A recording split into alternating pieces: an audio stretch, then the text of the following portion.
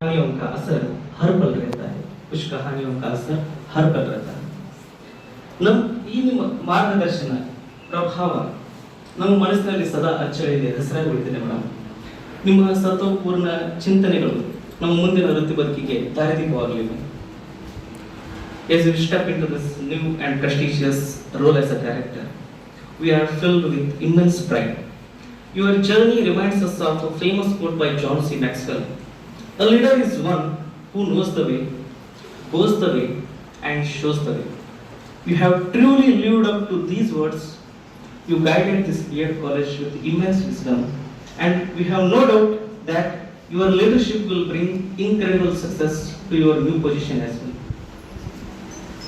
ಬೀಳ್ಕೊಡುವ ಸಮಯ ಬಂದಿದ್ದರೂ ನಿಮ್ಮ ನೆನಪುಗಳು ಎಂದಿಗೂ ನಮ್ಮ ಮನಸ್ಸಿನಲ್ಲಿ ಅಚ್ಚಳಿದು ಉಳಿತವೆ, ಅವು ಎಂದಿಗೂ ದೂರವಾಗ್ತದೆ ಅಂತ ಹೇಳ್ತಾ, ನಿಮ್ಮ ಮಾರ್ಗದರ್ಶನದ ಈ ಸುವರ್ಣ ಕಾಲವನ್ನು ನಾವು ಎಂದಿಗೂ ಮರೆಯುವುದಿಲ್ಲ ಮೇಡಮ್. ಹೇಳಿದ್ರು ಇಲ್ಲೇ ನನ್ನ ಹೊಗಳಬೇಡ್ರಿ, ನನ್ನ ಹೊಗಳತನ ಒಟ್ಟ ಇಷ್ಟಪಡಲ್ಲ ಅವರು. ಫಸ್ಟ್ ಆಫ್ ಆಲ್ ನಾವ್ ಏನ್ರ ಅಂತೀವಂದ್ರ ಮೊದ್ಲು ಮೇಡಮ್ ನನ್ನ ಕೆಲಸನ ಮಾಡೀನಿ ಅನ್ನೋ ಒಂದು ಸ್ವಭಾವದವ್ರವರು. ಒಂದ್ಸಲ ಅಂದ್ರೆ ಹಾಸ್ಟೆಲಾಗ ಇರ್ಲಿ 1 ವರ್ಷದಿಂದ ಇದ್ದಾಗ ನಾವು ಬಹಳ ಹೊಲಸಾಗಿ ಇಟ್ಕೊಂಡಿದ್ವಿ. ಅಂದ್ರೆ ಮಾತಾಡ್ತವ್ರಿ ಸ್ಕೂಲಿಗೆಲ್ಲ ಫೇಮಸ್. ಇದು ನಾವು ಸಣ್ಣವ್ರಿದ್ದಾಗ ಕೇಳಿದ್ದು. ಈ ಮೇಡಮ್ ಅವ್ರು ನೋಡಿದ್ರೆ ಅವ್ರು ದೊಡ್ಡ ಅಧಿಕಾರಿ ಇರ್ಬೋದು, ನಮ್ಮ ತಾಯಿ ಮಕ್ಕಳು ಏನ್ ಮಾಡಿದ್ರು ಅವ್ರು ಹೊಟ್ಟೆ ಬೇಕೇನಂತ ಮೇಡಮ್ ಪ್ರಧಾನವಾದ ಪಾತ್ರವನ್ನು ವಹಿಸ್ತಾರೋ.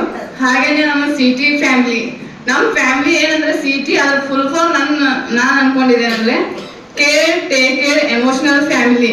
ಈ ಫ್ಯಾಮಿಲಿಯ ಹಿರಿಯ ಸದಸ್ಯರಾಗಿರುವಂತಹ ನಮ್ಮ ಶ್ರೀಮತಿ ಮಂಗಲಾ ನಾಯಕ್ ಮೇಡಮ್ ಅವ್ರ ಬಗ್ಗೆ ಹೇಳ್ಬೇಕಂದ್ರೆ, ಮೊದಲನೇದಾಗಿ ನಮ್ಮ ಅವ್ರು ಭೇಟಿಯಾಗಿದ್ದು ಯಾವಾಗಂದ್ರೆ ಜನವರಿ 26. ಆ ಒಂದು ಜನವರಿ 26ರಲ್ಲಿ ನಾವು ಕೂಡ ಏನೋ ರಂಗೋಲಿ ಸ್ಪರ್ಧೆ ಇತ್ತು, ಅಲ್ಲಿ ನಾವು ರಂಗೋಲಿಯನ್ನು ಹಾಕ್ತಾ ಇದ್ವಿ. ಅವರ ಹೆಸರನ್ನ ಅರ್ಥ ಹೇಳ್ತೀನಿ. ಮಮ್ ಅಂದ್ರೆ ಮಮತೆಯ ಮೂರ್ತಿ, ಗ ಅಂದ್ರೆ ಗುರಿಯತ್ತ ದಾರಿ ತೋರಿಸುವವರು, ಲಾ ಅಂದ್ರೆ ಲಾವಣ್ಯಮಯ ವ್ಯಕ್ತಿತ್ವ ಅನ್ನ ಹೊಂದಿರೋರು. ಒಟ್ಟಾರೆ ಅವರ ಹೆಸರಿನ ಅರ್ಥ ಏನಂದ್ರೆ ಮಮತೆಯ ಮೂರ್ತಿಯಾಗಿ ಗುರಿಯತ್ತ ದಾರಿ ತೋರಿಸುವ ಲಾವಣ್ಯಮಯ ವ್ಯಕ್ತಿತ್ವವನ್ನು ಹೊಂದಿರುವಂತವ್ರು ನಮ್ಮ ಮೇಡಮ್ರು.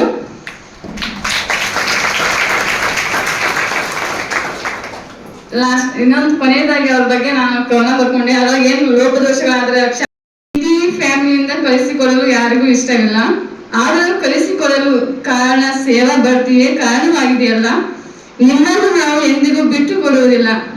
ಹೊಸ ಜವಾಬ್ದಾರಿಯ ಹಾದಿಯಲ್ಲಿ ಯಶಸ್ಸು ನಿಮ್ಮದಾಗಲಿ. ನಿಮ್ಮ ಸೇವೆಯ ಕಿರಣದಿಂದ ಇನ್ನಷ್ಟು ಬದುಕು ಬೆಳಗಲಿ. ನಿಮ್ಮ ಮುಂದಿನ ಯಾವುದೇ ಒಂದು ಕಾರ್ಯ ಮ್ಯಾಮ್ ಯಶಸ್ವಿ ಆಗಂತ ಎಲ್ಲರೂ ಕೂಡ ಹಾರಿಸ್ತೇವೆ ಮ್ಯಾಮ್. ಇದು ನಮ್ಮ ಪ್ರಥಮ ವರ್ಷದ ಆದಿ ಬಂಧುಗಳ ದಕ್ಕುವುದೇ ನಿನಗೆ ಜಸ ಮಂಕುತಿಮ್ಮ. ವೇದಿಕೆ ಮೇಲೆ ಆಸೀನರಾದಂಥ ಗೌರವ. ಮೊದಲನೇದಾಗಿ ನಮ್ಮ ಕಾಲೇಜಿನ ಹೆಮ್ಮೆಯ ಪ್ರಾಂಶುಪಾಲರಾದಂಥ ಶ್ರೀಮತಿ ಮಂಗಳಾ ನಾಯಕ್ ಮೇಡಮ್ ಅವರು ಶಿಕ್ಷಣ ಇಲಾಖೆಯಲ್ಲಿ ಪದೋನ್ನತಿ ಹೊಂದಿ ಅತ್ಯುನ್ನತ ಹುದ್ದೆಯನ್ನು ಅಲಂಕರಿಸಿದ್ದು ಅವರಿಗೆ ನಮ್ಮೆಲ್ಲರ ಪರವಾಗಿ ಹೃದಯ ತುಂಬಿ ಅಭಿನಂದನೆಗಳನ್ನು ಸಲ್ಲಿಸುತ್ತೇನೆ. ಅಂದ್ರೆ ಈ ಪ್ರೀತಿಯವರು ನಮ್ಗೆ ಇಷ್ಟೆಲ್ಲ ಕೊಟ್ಟಿದ್ದಾರೆ, ಇದು ಇಡೀ ರಾಜ್ಯಕ್ಕೆ ಹರಡುತ್ತದೆ. ಈಗ ನಾನು ಪ್ರಥಮವಾಗಿ ಇಲ್ಲಿ ಜಾಯ್ನ್ ಆಗಕ್ಕೆ ಬಂದಾಗ ನಾನು ಮೊದಲನೇದಾಗಿ ಬಹಳ ದೂರ ಇದ್ದೆ, ಅಂದ್ರೆ ನಮ್ಮ ಫ್ಯಾಮಿಲಿಯಿಂದ ಬಹಳ ದೂರ ಇದ್ದೆ. ಆ ಟ್ರಾನ್ಸ್ಫರ್ ಮಾಡ್ಕೊಂಡು ಬಂದು ಮೇಡಮ್ ಕಡೆ ಜಾಯ್ನ್ ಆಯ್ದೆ. ನನಗೊಂದು ಭಯ ಇತ್ತು, ಏನಪ್ಪಾ ಅಂತಂದ್ರೆ ಇದು ದೊಡ್ಡ ಆಫೀಸಪ್ಪ, ಯಾಕಂದ್ರೆ ಬಿ ಆಫೀಸಲ್ಲಿ ನಾ ಈಗಾಗಲೇ ಕೆಲಸ ಮಾಡಿದ್ದೆ, ಇದು ದೊಡ್ಡ ಆಫೀಸಪ್ಪ. ಒಂದು ಹೇಳ್ಬೇಕಂದ್ರೆ ಅವರಲ್ಲಿ ನಿಸ್ವಾರ್ಥ ಗುಣ, ಏನಂತೀವಿ ಸರಸ್ವತಿ, ಲಕ್ಷ್ಮಿ, ಶಾರದೆ ಮೂರೂ ಒಬ್ಬರ ಕಡೆನೇ ಇರುವುದು ಬಹಳ ಕಷ್ಟ. ಆಮೇಲೆ ಇನ್ನೊಂದು ಅಧಿಕಾರ, ಹಣ ಮತ್ತು ಯೌವನ ಇವು ಮೂರೂ ಕೂಡಿದು ಅಂದ್ರ ಬಹಳಷ್ಟು ಮಂದಿ ದಾರಿ ಬಿಟ್ಟವ್ರು, ಬಹಳ ಲಂಚ ಭ್ರಷ್ಟರಾಗವ್ರು ಸಾಕಷ್ಟು ಮಂದಿ ಅದ್ರ ಕುರ್ಚಿ ಸಿಗಲ್ಲ. ಅಲ್ಲಿ ಮುಂದೆ ಹಾಸ್ಟೆಲ್ ಇತ್ತು, ಅಲ್ಲಿ ಬಿಟ್ಟು ಹೊಂಟಿದ್ರು. ಅವಾಗ ಲೈಟ್ ಅಷ್ಟೇನಲ್ಲಿ ಸೊಳ್ಳೆ ಪರದೆ ಏನೂ ಇರಲಿಲ್ಲ. ಅದ್ರ ಜೊತೆ ಏನಂದೆ, ಸರ್ ಈಗ ಇವತ್ತು ಉಳ್ಕೋತೀರ ಮತ್ತೆ ಅನ್ನೋ ಒಂದು ಭಾವದಿಂದ ಸರ್ ಅವ್ರು ಹೇಳಿದ್ರು ಅವತ್ತು. ಜೊತೆಗೆ ಮೇಡಮ್ ಅವ್ರ ಜೊತೆಗೆ ಕಳೆದಂಥದ್ದು ಒಂದು, ನೀವೆಲ್ಲರೂ ಈ ಆದರ್ಶವನ್ನು ಇಟ್ಕೋಬೇಕು. ಬಹಳ ಪ್ರಾಮಾಣಿಕತೆ ಮತ್ತು ದಕ್ಷ ಅಧಿಕಾರಿಗಳು, ಮತ್ತು ನಿಮ್ಗೆ ಸೇವೆ ಸಿಕ್ಕಾದ ಮೇಲೆ ನಿಮ್ಮಲ್ಲಿ ಇಗೋ ಬರಬಾರ್ದು. ಮೇಡಮ್ ಅವರಿಂದ ಕಲ್ತಂಥದ್ದು ನಾನೇನಂದರೆ, ಮೇಡಮ್ ಅವರು ಇಗೋ ಇಲ್ಲ, ಮತ್ತು ಪ್ರತಿಯೊಬ್ಬ ಕೆಳ ದರ್ಜೆ ಅಧಿಕಾರಿ ಹುದ್ದೆಯಲ್ಲಿಯೂ ಕೂಡ ಯಾರ ಜೊತೆಗೆ ಯಾವ ರೀತಿಯಾಗಿ ವರ್ತನೆಗಳಿರಬೇಕು, ಮತ್ತು ತಮ್ಮ ಎಲ್ಲರೂ ಅವ್ರ ಬಗ್ಗೆ ಹೇಳೋದು ನೋಡಿ ನನಗೆ ಎಲ್ಲರಿಗೂ ಕಾಲೇಜ್ ಡೆಪ್ರೇಷನ್ ಹೋದಾಕಿ ನನಗೆ ಒಟ್ಟಾಗಿ ನಿಂದಿರ್ಬೇಕಂತ ಅನಿಸ್ಲಿಲ್ಲ. ನಾನು ತಾಯಿ ದೊಡ್ಡಕ್ಕಿದ ನಮ್ಮ ತಾಯಿ ಇದ್ದಿದ್ದು ನಮ್ಸ್ಕೊಂಡು ನಾ ಯಾಕೆ ಇಲ್ಲಿ ಇರಬೇಕು ಅಂತ ಹೇಳಿ ನಮ್ಮ ತಲೆಯಾಗ ಭಾಳ ಹಠ ಬಂತು. ಹಂಗಟ್ ಮಾಡಿ ಹೇಳ್ಕೊಂಡು ಹೆಂಗೋ ಕಾಣಿಸ್ ಬಂತು. ಓಡಿ ಬಂದ ಕೂಡಲೇ ಇಲ್ಲಿ ನಾನು ನಮ್ಮ ಮಾನ್ಯ ಪ್ರಾಂಶುಪಾಲರು, ನಾನು ಪದವಿ ಪೂರ್ವ ಕಾಲೇಜು ಉಪನ್ಯಾಸಕನಾದೆ. ಇವಾಗಲೂ ಕೂಡ ನಾನು PhD, M.Ed, MSc ಮಾಡಿದ ನಂತರ ಮನ್ಯಾಗ ಮೇಡಮ್ ಅಂತಿದ್ರು, ಇಷ್ಟೆಲ್ಲ ಕ್ವಾಲಿಫಿಕೇಶನ್ ಮಾಡಿದ್ರಿ, ನೀವು ಇಲ್ಲೇ ಹೈಸ್ಕೂಲು PU ಒಳಗ ಉಳಿದ್ರಿ ಅಂತಿದ್ರು. ನಾನು ಹೇಳ್ತಿದ್ದೆ, ನೋಡು ಡಿಗ್ರಿ ಕಾಲೇಜಿಗಿಂತ ಮುಂದಿನ ವ್ಯಾಸಂಗಕ್ಕೆ ನಾನು ಕಲಿಸ್ತೀನಿ ಅಂದ್ಕೊಟ್ಟಿದ್ದೆ. ಅವಾಗ ನಾನು ಇಲ್ಲಿ ಆದೇಶ ಮಾಡಿದ ನಂತರ ಬಹಳ ಸಂತೋಷದಿಂದ ಬಂದು ನನ್ನ ಕೈಲಾದ ಮಟ್ಟಿಗೆ ಒಂದು ಅಳಿಲು ಸೇವೆ ಅಂತಾರಲ್ಲ, ಯಾವಾಗ ಅವಶ್ಯಕತೆ ಇರ್ತದೋ ಅವಾಗ ಅವರು ಆದೇಶ ಕೂಡ ಮಾಡಿದ್ರು. ನನಗ ಬಿಡುವಿನ ವೇಳೆಯಲ್ಲಿ ಬಂದು ಪಾಠ ಮಾಡ್ರಿ ಅಂತ ಹೇಳಿದ್ರು. ನಾನು ಗುರುವಾರ, ಶುಕ್ರವಾರ, ಶನಿವಾರ ನನಗೆ 3 ದಿವಸ 3:30 ಇಂದ 4:00 ತನಕ ಬಿಡುವಿರ್ತಿತ್ತು. ಆ ಬಿಡುವಿನ ವೇಳೆಯಲ್ಲಿ ಬಂದು ನಿಮ್ಗೆ ಪಾಠ ನೋಡ್ರಿ. ಗುರುಗಳಿಗೆ, ಒಬ್ಬ ಶಿಷ್ಯರಿಗೆ ಯಾವಾಗ ಸಂತೋಷ ಆಗ್ತತಿ ಅಂತಂದ್ರ, ಇಲ್ಲಿ ನೀವೆಲ್ಲ ಮಾತಾಡಿದ್ರಲ್ಲ, ಇಂತಹ ಗುರುಗಳನ್ನ ಪಡೆದ ನೀವೇ ಭಾಗ್ಯಶಾಲಿಗಳು, ನೀವೇ ಪುಣ್ಯವಂತರು. ಇಂತಹ ಶಿಷ್ಯರನ್ನ ಪಡೆದ ಗುರುಗಳೇ ಪುಣ್ಯವಂತರು. ಅಂತಹ ಒಂದು ಅವಿನಾಭಾವ ಸಂಬಂಧ ಇಲ್ಲಿ ಅದ. ವಸ್ತಾದ್ ಸರ್ ಪರಿಚಯ ಮಾಡುವಾಗ ಮೇಡಮ್ ಅವ್ರ ಬಗ್ಗೆ ಎಲ್ಲವನ್ನ ಹೇಳಿದಾರ, ನಮಗೇನು ಬಿಟ್ಟೇ ಇಲ್ಲ ಅವರು. ಆದರೂ ಕೂಡ ನನಗ ರಾಜ್ಯ ಪ್ರಶಸ್ತಿ ಸಿಕ್ಕಿತ್ತು 2025ರಲ್ಲಿ. ನಾನು ಪ್ರಶಸ್ತಿ ತಗೊಂಡು ಕಾಲೇಜಿಗೆ ಬಂದ ಕೆಲವೇ ದಿನಗಳಲ್ಲಿ ಇಲ್ಲಿ ಸಂಸ್ಥೆಗೆ ಕರೆಸಿ ನನಗೆ ಸನ್ಮಾನ ಮಾಡಿದ್ರು. ಬೆಂಗಳೂರಿನಲ್ಲಿ ಮುಖ್ಯಮಂತ್ರಿ, ಶಿಕ್ಷಣ ಸಚಿವರು ಸನ್ಮಾನ ಮಾಡಿದ್ದಕ್ಕಿಂತಲೂ ಇಲ್ಲಿ ಸನ್ಮಾನ ಮಾಡಿದ್ದು ಒಂದು ತರ ನನಗೆ ತವರು ಮನೆಯ ಸನ್ಮಾನದಂತೆ ಭಾಸ ಆಗಿತ್ತು. ಬಹಳ ಹೆಮ್ಮೆಯಿಂದ ಹೇಳ್ತೀನಿ. ಒಂದ್ಸಾರಿ ನಮ್ಮ ಸೋಮಲಿಂಗ ಗೆನ್ನೂರು ಸಾಹೇಬರು ಬಂದಿದ್ರು ಸ್ಟಾಫ್ ರೂಮ್ ಅಲ್ಲಿ ಕೂತಾಗ. ಮೇಡಮ್ ಅವ್ರು ನಾನು ಹ್ಯಾಕ್ ಪರಿಚಯ ಮಾಡಿದ್ರೆ ಅವ್ರಿಗೆ ಅಂತಂದ್ರ, ಸರ್ ಇವತ್ತಿನ ದಿನಮಾನಗಳಲ್ಲಿ ಒಂದು ಪಿರಿಯಡ್ ಹೆಚ್ಚಿಗೆ ಬಂದ್ರೆ ಯಾಕ್ರಿ ನಮ್ಗೊಂದು ಪಿರಿಯಡ್ ಹೆಚ್ಚಿಗೆ ಬರ್ತದೆ ಅನ್ನೋ ಕಾಲದೊಳಗ ಇವ್ರು ಗವಿಮಠ್ ಸರ್ದಲ್ಲ, ಒಂದು ಪೈಸೆಯನ್ನು ನಿರೀಕ್ಷೆ ಮಾಡದ ನಮ್ಮ ವಿದ್ಯಾರ್ಥಿಗಳಿಗೆ ಬಂದು ಪಾಠ ಮಾಡ್ತಾರೋ ಅಂತ ಹೇಳಿದ್ರಲ್ಲ, ನನ್ನ ಜನ್ಮ ಸಾರ್ಥಕ ಆಯ್ತು ಅಂತ ಅಂದ್ಕೊಂಡೆ ನಾನು. ನಿಜವಾಗ್ಲೂ ನೋಡ್ರಿ, ಕಲಿಸ್ಬೇಕು ಅಣ್ಣವ್ರಿಗೆ ಕಲಿಸ್ಕೊಂತ ಇದ್ರೆ ನನ್ನ ಸಮಾಧಾನ ಇರ್ತದ. ಇಲ್ಲಿರ್ತಕ್ಕಂಥ ಸ್ನೇಹಿತರು 80th ಇಂಡಿಪೆಂಡೆನ್ಸ್ ಡೇ ಈ ಕಾರ್ಯಕ್ರಮದ ಅಧ್ಯಕ್ಷತೆಯನ್ನು ವಹಿಸಿರುವಂತಹ ನಮ್ಮೆಲ್ಲರ ಹಿರಿಯರು ಬೇಕಂತೇಳಿ ಅವರಲ್ಲಿ ಒಂದು ಪ್ರಾರ್ಥನೆ. ಹೊಸ ಅವರಿಂದ ನಮ್ಮ ಪ್ರಿನ್ಸಿಪಾಲ್ ಮೇಡಮ್ ಅವರ ಯಜಮಾನರಿಗೆ ತುಂಬ ಹೃದಯದ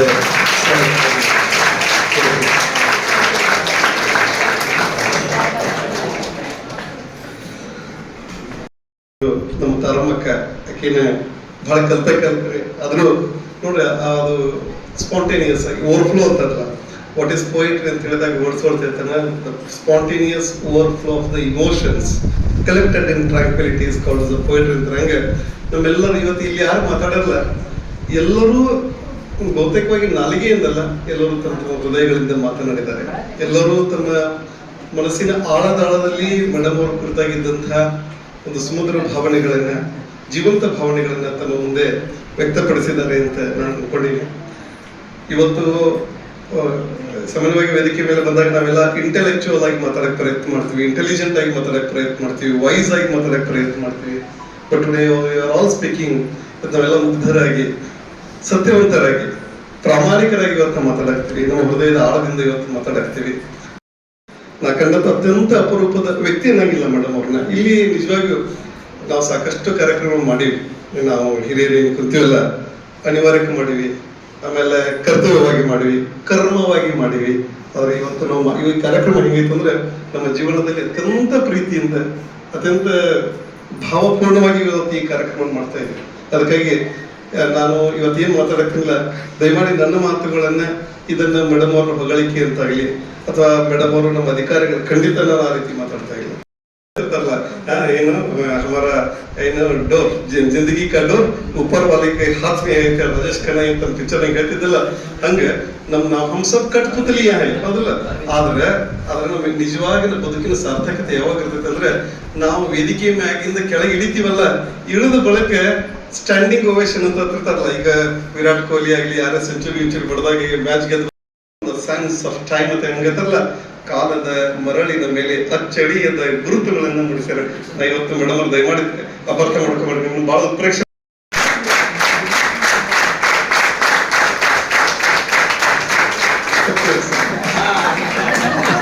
ಸರ್ಗೆ ದೇವರು ಇನ್ನೂ ಹೆಚ್ಚಿನ ಒಂದು ಶಕ್ತಿ.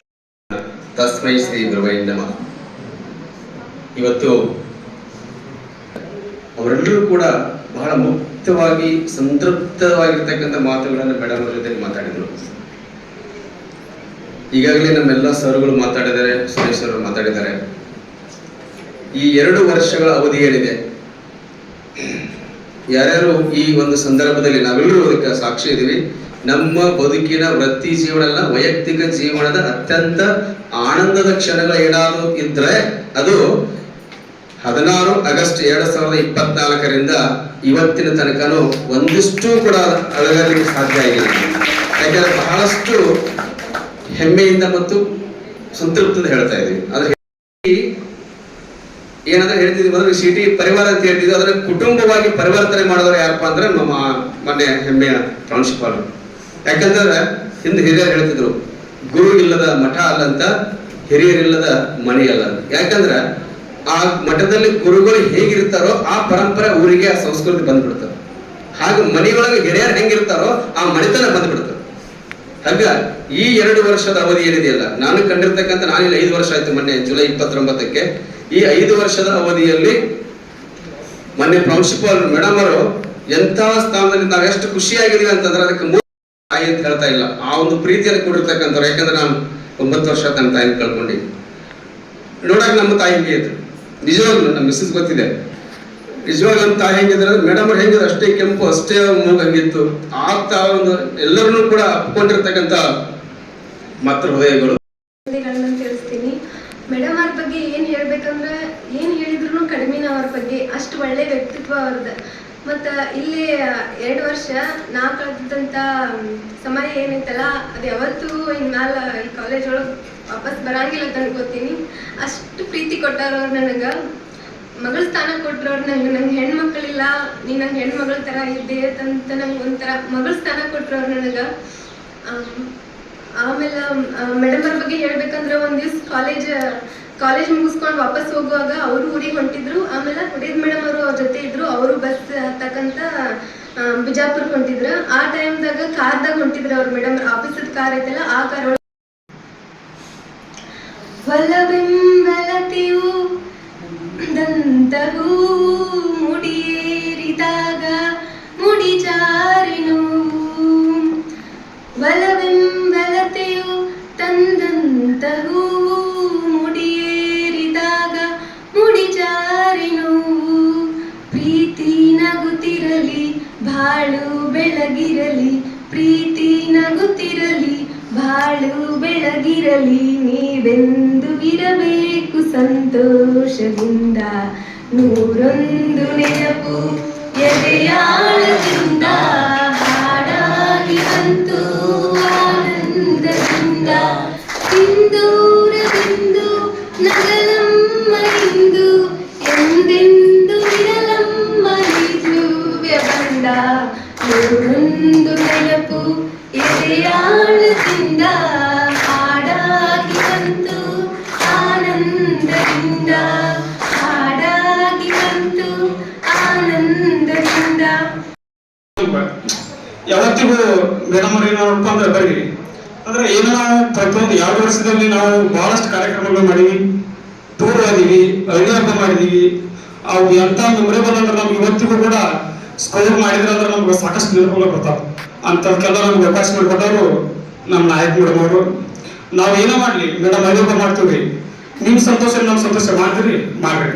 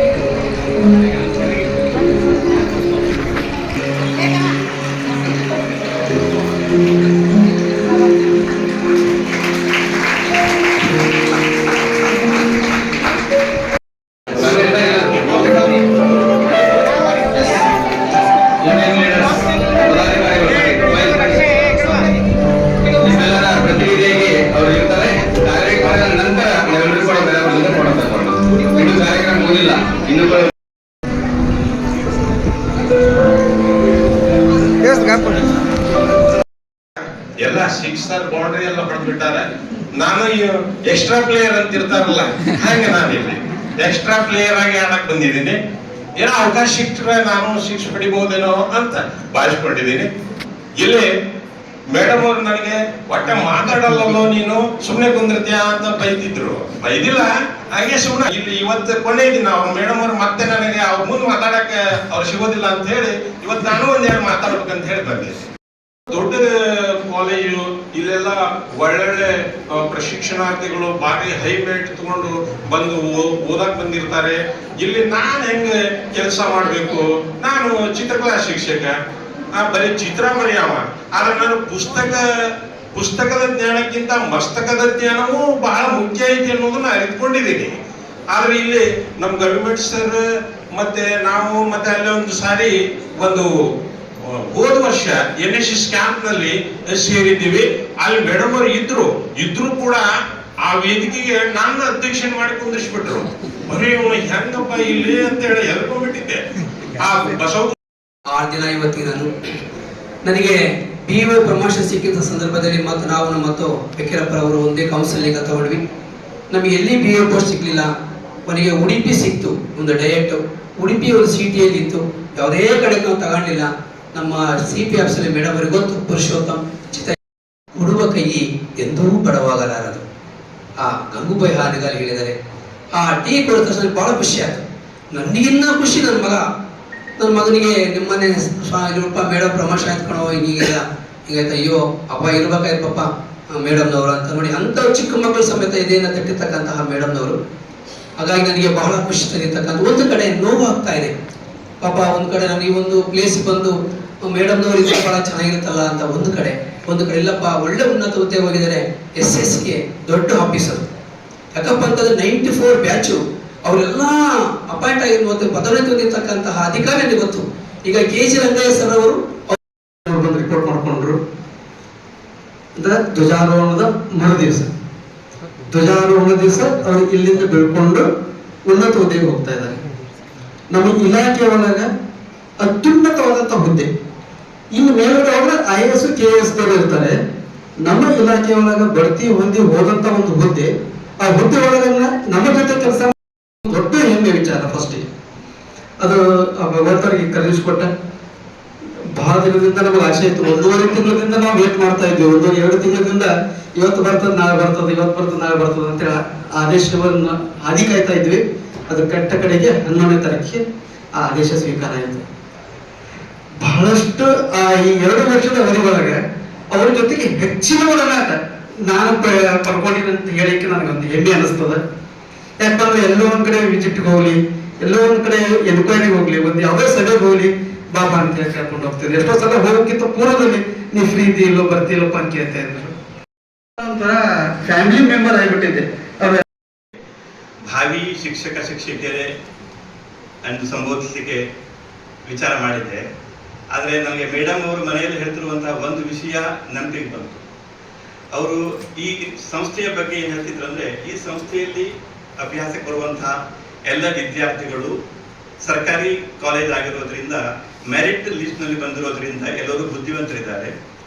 ಅದೇ ರೀತಿ ಈ ಸಂಸ್ಥೆಯ ವಿದ್ಯಾರ್ಥಿಗಳು ಕೇವಲ ಶಿಕ್ಷಕಿಯರಾಗಿ ಹೋಗದೆ ಬೇರೆ ಬೇರೆ ಕಾಂಪಿಟೇಟಿವ್ ಎಕ್ಸಾಮ್ಗಳಲ್ಲಿ ಕೂಡ ಪ್ರಯತ್ನ ಮಾಡಿ ಫಲವನ್ನು ಹೊಂದಿ ಬೇರೆ ಬೇರೆ ಅಧಿಕಾರಿಗಳಾಗಿ ಕೂಡ ಹೋಗ್ತಾ ಇದ್ದಾರೆ ಅನ್ನುವ ವಿಷಯವನ್ನು ನಮ್ಮ ಮನೆಯಲ್ಲಿ ಈ ಸಂಸ್ಥೆಯ ವಿಚಾರ ಬಂದಾಗ ಹೇಳ್ತಾ ಇದ್ರು. ಹಾಗಾಗಿ ನಾನು ಕೂಡ ನಿಮ್ಮಲ್ಲಿ ಆಸಕ್ತಿ ಇರುವ ಕೆಲವೊಬ್ಬರು ಶಿಕ್ಷಕನ ವೃತ್ತಿಯನ್ನ ಪಡೆದುಕೊಳ್ಳಬಹುದು, ಇನ್ನು ಕೆಲವರು ಕಾಂಪಿಟೇಟಿವ್ ಎಕ್ಸಾಮ್ಗಳಲ್ಲಿ ಕೂತು ಹಿರಿಯ ಬೇರೆ ಬೇರೆ ಇಲಾಖೆ ಆಯಿಸಿ ನನ್ನ 2 ಮಾತುಗಳನ್ನ ನಾನು ಪ್ರಾರಂಭಿಸ್ತೇನೆ.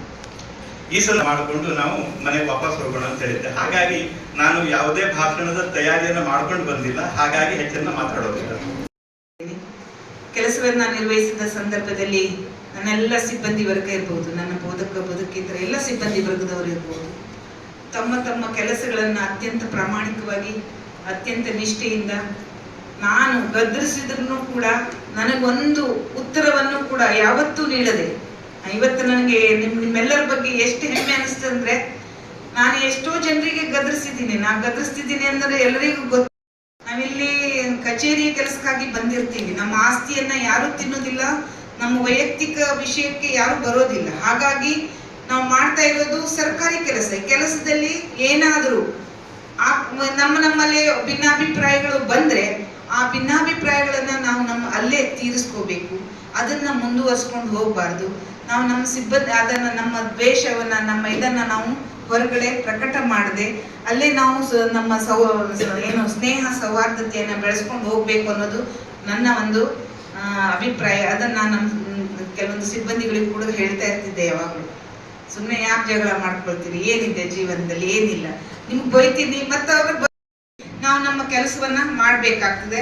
ಅಲ್ಲಿ ಅವರವರ ಕೆಲಸ ಅವರವರದ್ದು, ಡಿ ಗ್ರೂಪಿನ ಕೆಲಸ ಡಿ ಗ್ರೂಪ್ನವ್ರು ಮಾಡ್ಬೇಕು, ಕಚೇರಿಯ ಸಿಬ್ಬಂದಿಗಳು ಆ ಕಚೇರಿಯ ಸಿಬ್ಬಂದಿ ಆ ಕೆಲಸವನ್ನ ನಿರ್ವಹಿಸಬೇಕು, ನಮ್ಮ ಬೋಧಕರು ಉಪನ್ಯಾಸಕರೆಲ್ಲ ತಮ್ಮ ಉಪನ್ಯಾಸದ ಕೆಲಸವನ್ನ ಮಾಡ್ಬೇಕು, ನಾವುಗಳು ನಮ್ಮ ಕೆಲಸವನ್ನ ಮಾಡ್ಬೇಕು. ಆ ಕೆಲಸದಲ್ಲಿ ಚ್ಯುತಿ ಬರಬಾರದು ಅನ್ನೋದು ಇಷ್ಟೇ. ಬಿಟ್ರೆ ಅದರಲ್ಲಿ ನಾವೇನು ವಿಶೇಷವಾಗಿ ಇಲ್ಲಿ ಏನು ಈ ಒಂದು ವ್ಯವಸ್ಥೆಯಲ್ಲಿ ವಿಶೇಷವಾಗಿ ಏನನ್ನು ಮಾಡಿಲ್ಲ. ಆದ್ರೆ ಒಂದು ಸಂತೋಷಕರ ವಿಷಯ ಅಂದ್ರೆ, ಈ ಒಂದು 2 ವರ್ಷದ ಅವಧಿಯಲ್ಲಿ ನನಗೆ ಇಂಥ ಒಂದು ಸಮಸ್ಯೆಯನ್ನ ಸಾಲ್ವ್ ಮಾಡಬೇಕಾಗಿತ್ತು ಅನ್ನುವಂಥ ಒಂದು ಸಮಸ್ಯೆ ಒಂದೇ ಒಂದು ದಿನಾನೂ ಕೂಡ ಬರಲಿಲ್ಲ.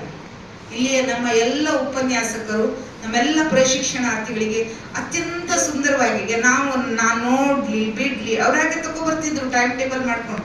ಅವ್ರಾಗೆ ನಾವು ಮೀಟಿಂಗ್ ಮಾಡಿ ಒಂದು ಟೈಮ್ ಟೇಬಲ್ ಕೊಟ್ಟು ಅವ್ರಿಗೆ ಸಬ್ಜೆಕ್ಟ್ ಕೊಟ್ಟು ಹಂಚಿ ಕಳಿಸ್ಬಿಟ್ಟೆ ಅಂದ್ರೆ ಆ ಯಾವುದೇ ಒಂದು ಪೀರಿಯಡ್ ಅನ್ನು ಅಲ್ಲಿ ರೀಡರ್ ಅಂತ ಇರ್ತಿದ್ರು. ನಮ್ಮ ಮೊದಲು ಬಿರಾದರ್ ಸರ್ ಅಂತಿದ್ರು, ಈಗ ನಮ್ಮ ಮೇಕಂಬರಡಿ ಸರ್ ಇದ್ದಾರೆ. ಈಗ ಹೇಗೆ ಅಂದ್ರೆ ಅದು ಮಾಡಿಲ್ಲ ಅಂದ್ರೂ ಅಲ್ಲಿ ಯಾರು ಟೀಚರ್ ಇಲ್ಲ. ಎಷ್ಟು ಈಗಿನ ಮಕ್ಕಳಿಗೆ ನಮ್ಮ ಮಕ್ಕಳನ್ನು ಹೋಲಿಸಿದ್ರೆ ಬಹಳ ವ್ಯತ್ಯಾಸ ಇದೆ. ನಮ್ಮ ಮಕ್ಕಳು ಬಂಗಾರದಂತ ಮಕ್ಕಳು ಅಂತ. ಗಂಡು ಮಕ್ಕಳು ಕೂಡ ಅಷ್ಟೇ. ನಾನು ಎಷ್ಟೋ ಸಾರಿ ಹೇಳ್ತಿದ್ದೀನಿ, ಪಾಪ ಗಂಡು ಮಕ್ಕಳು ಹೆಣ್ಮಕ್ಳಿಗೆ ಎದುರ್ಕೊಂಡು ಕೂತ್ಕೋತಾರ. ಇಲ್ಲ ಗಂಡು ಮಕ್ಕಳ ಸಂಖ್ಯೆ ಕಡಿಮೆ ಇರ್ಬೋದು.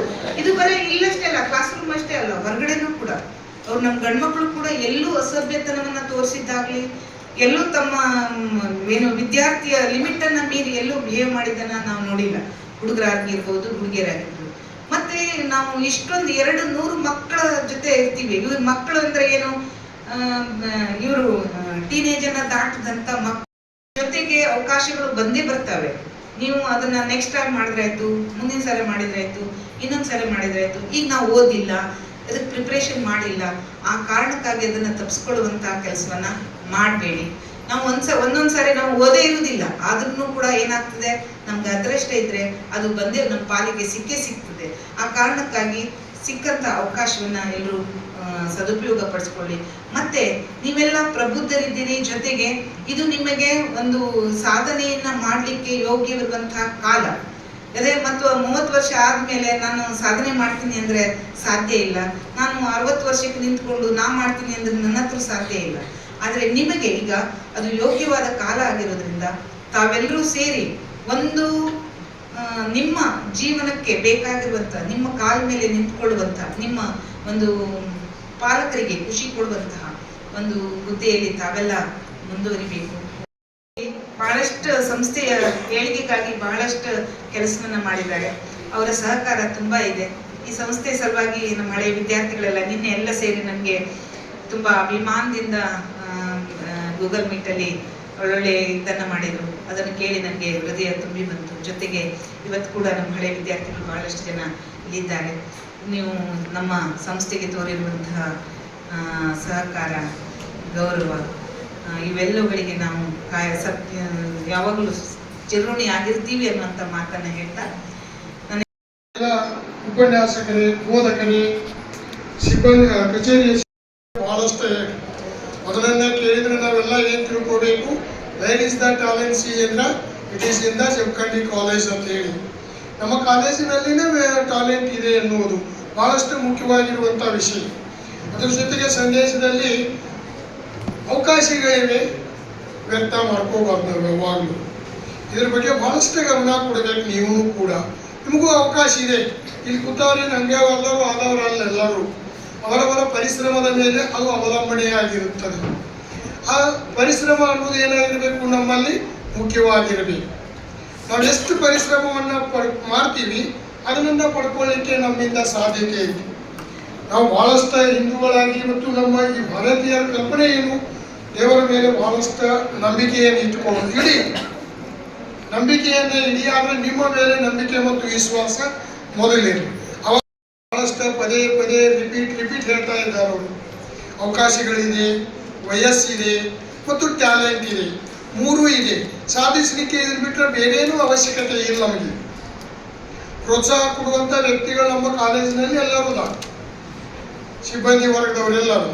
ಇದರಿಂದ ಉಪಯೋಗಿಸಿಕೊಂಡು ನೀವು ಕೂಡ ಇದನ್ನು ಅನುಭವಿಸಬೇಕು. ಬಹುಶಃ ನಿಮಗೂ ಒಂದು ಕನಸು ಕಾಣಬೇಕಾಗಿತ್ತು ಅಥವಾ ಜೀವನದಲ್ಲಿ ನೆಮ್ಮದಿಯನ್ನು ಅನುಭವಿಸಬೇಕಾಗಿತ್ತರ ಒಂದು ಹುದ್ದೆಯನ್ನು ಅಲಂಕರಿಸಬೇಕು. KAS ಆಗಲಿ, KES ಆಗಲಿ, ಇಂಜಿನಿಯರಿಂಗ್ ಆಗಲಿ, ಇದು ನಿಮ್ಮ ಪ್ರಯತ್ನದ ಮೇಲೆ ಅವಕಾಶಗಳಿದೆ. ಅವಕಾಶಗಳನ್ನು ಯಾವ ಕಾಲಕ್ಕೂ ತಪ್ಪಿಸಿಕೊಳ್ಳಬೇಡಿ.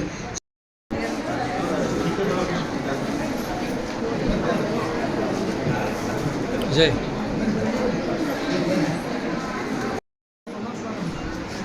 ಅದೇ ರೀತಿ ಶ್ರೀಮತಿ ವಿಜಯಲಕ್ಷ್ಮಿ